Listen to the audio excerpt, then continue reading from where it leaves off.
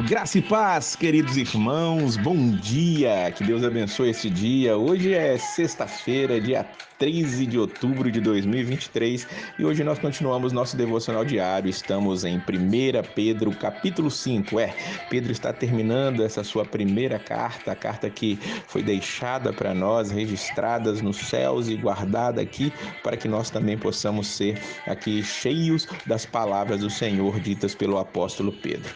Aqui nós vamos ver que Pedro ele vai falar aos líderes. Eu chamei de apóstolo, mas nem ele mesmo se chamava de apóstolo. Ele diz que ele está mandando uma mensagem aos líderes, que ele chama de presbíteros, e ele que é presbíteros com ele. Veja bem, nem Pedro se autodenominava apóstolo. Hoje, em nossos dias, fica aí, tá? Aqui ele vai dizer como são as características de um líder segundo o que ele está enviando para aqueles irmãos. Primeiro, um líder tem que estar ali liderando espontaneamente, não por obrigação, mas com amor e com dedicação.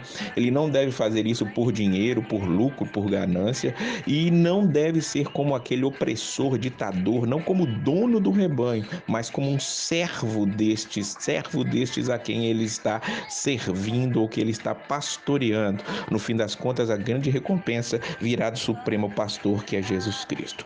No versículo 5, ele manda os jovens se submeterem a estes líderes com humildade, e nos versículos 6 e 7 ele vai mostrar que esta humilhação diante do Senhor vos fará lançar toda ansiedade sobre ele. E em nossos dias, eles dizem muito sobre ansiedade, muito tem se falado sobre ansiedade ultimamente, mas Pedro já está adiantando todos os processos aqui, dizendo que nossas ansiedades precisam ser lançadas sobre o Senhor, porque ele é que tem cuidado de cada um de nós. Nós vamos ver nos versículos de número 8 e versículo 9 que nós temos um adversário, é para nós estarmos atentos, e temos um adversário que, como um leão, ele está ao redor procurando a quem possa tragar. Então resistir a ele é imprescindível. Nós vamos ver que este inimigo, ele tem o poder, inclusive, de fazer-nos sofrer. Ele pode infligir sofrimento sobre nós. Olha o que diz aqui: tende bom senso, estai atentos, o diabo, vosso adversário, anda em derredor, rugindo como leão, que procura quem possa devorar. Resistir-lhe firmes na fé, sabendo que os mesmos sofrimentos estão sendo sentidos ali pelos nossos irmãos ao redor do mundo. Entendamos isso aqui de todo com o nosso coração. O diabo, sim, ele tem certo poder, certa força, mas ele não pode nada se nós resistirmos a ele firmes na fé, e é assim que devemos fazer.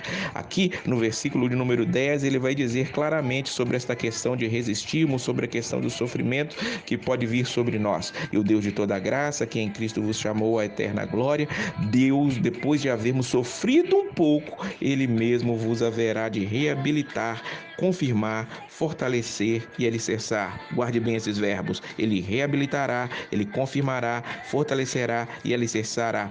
Isso nós, depois de haver sofrido um pouco, isso muitas vezes sofrimento infligido, como já disse, pelo inimigo. Pedro agora vai se despedir de nós, se despedir daqueles irmãos para quem ele está enviando essa carta. Ele escreve essa carta junto com Silvano, que é mais conhecido como Silas, sim, aquele Silas famoso que esteve naquela prisão com Paulo e Silas cantando naquela prisão.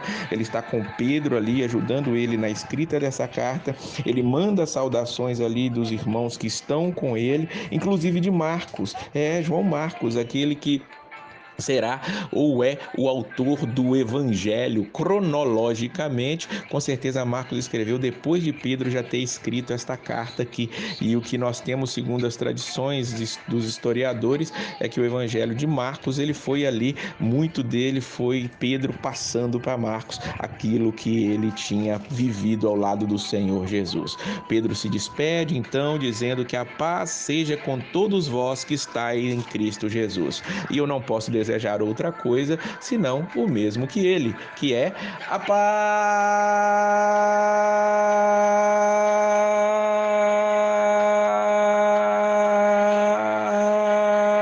do Senhor.